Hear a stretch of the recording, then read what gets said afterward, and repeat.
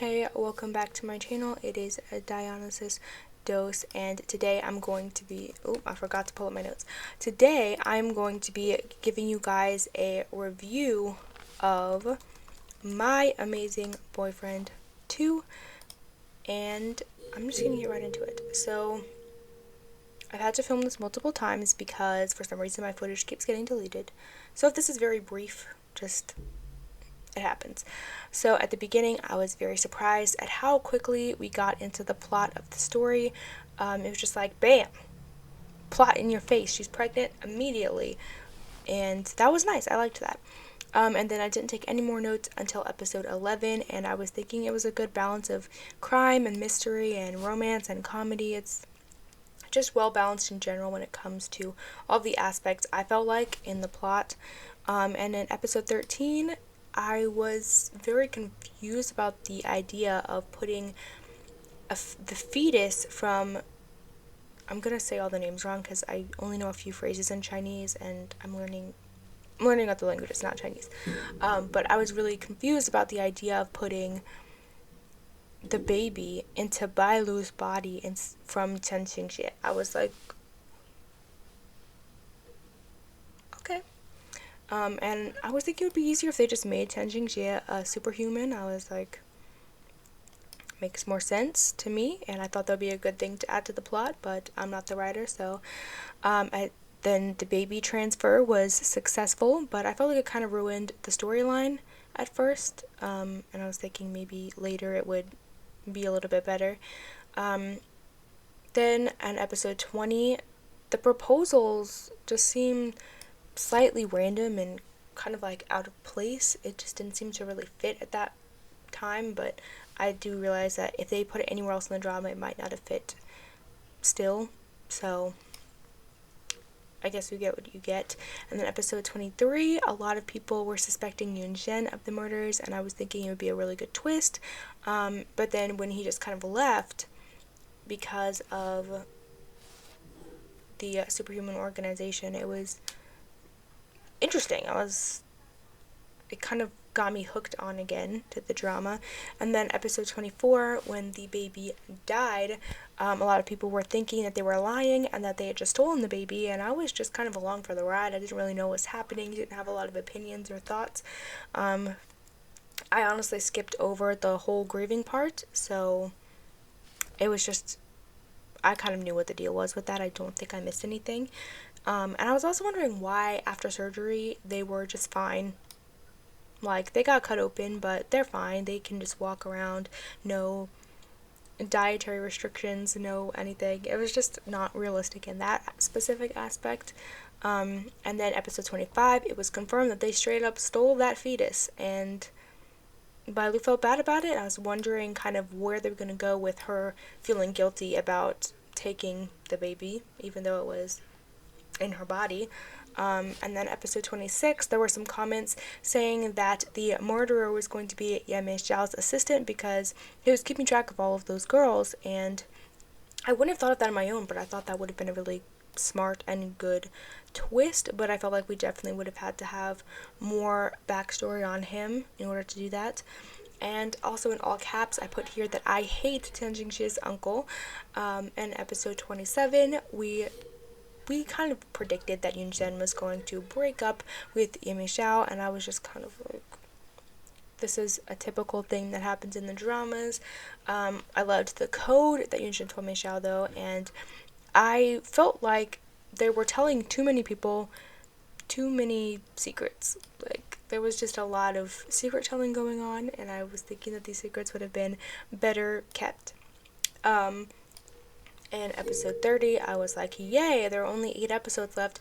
But then I was like, how are they going to wrap this up in only 8 episodes? There was so much build up and so much layering to the plot. Like Zhiling Chao getting accused was a plot twist that I didn't expect, him getting accused of the murders. In episode 31, I was curious to know what the whole, like, Xue Chang'an visiting Qian Jingxi in her dreams thing was about, and a lot of people were suspecting Zhang Yang, who was the doctor, which I kind of was, but I also was thinking it would be a better plot if it was someone else. I I expected Chen Jingxie to be a lot more surprised when they found out that Lucky Star or Shi Chang'an was still alive, but she wasn't, and it was like, your uncle just stole your child. You aren't surprised, and no one was surprised about anything. Grandfather wasn't surprised that they knew about everything he was hiding, and then Chen Jingzhu isn't surprised about the baby, and I was like, if they couldn't see their uncle, then why would they go see her grandfather, who was also keeping these secrets?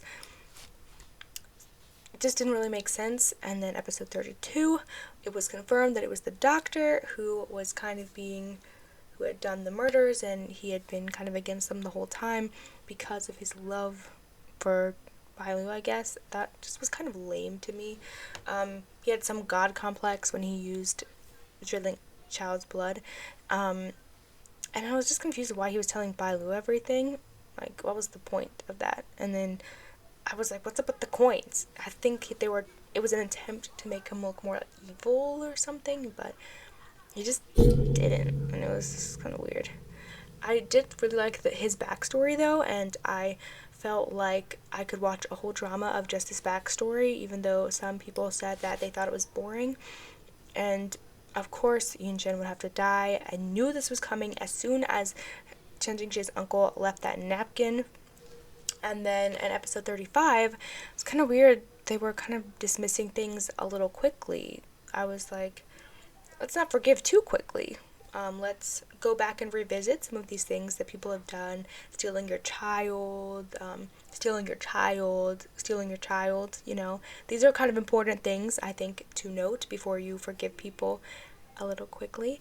And then episode 36, I was kind of disappointed.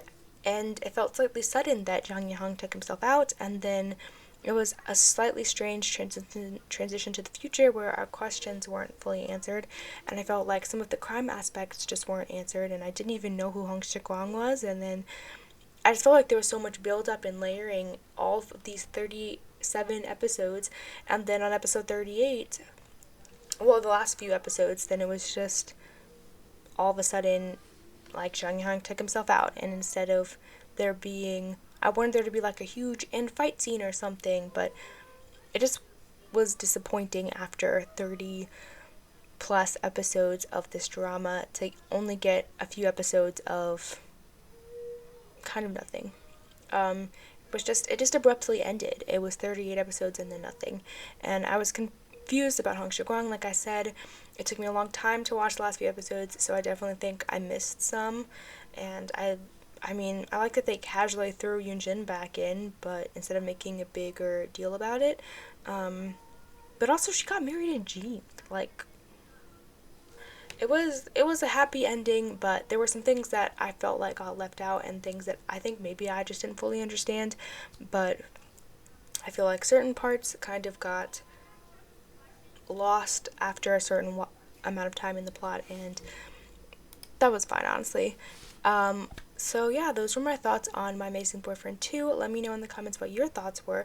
Also, I watched the movie Be With You for the first time last night, and that movie was so good. I'll do a mini review right now. It was incredible, and you should go watch it right now. I added it to my favorites list, even though it's not really a drama even though it's not really a movie that I would have thought I would be interested in. I really liked it, and I definitely recommend it.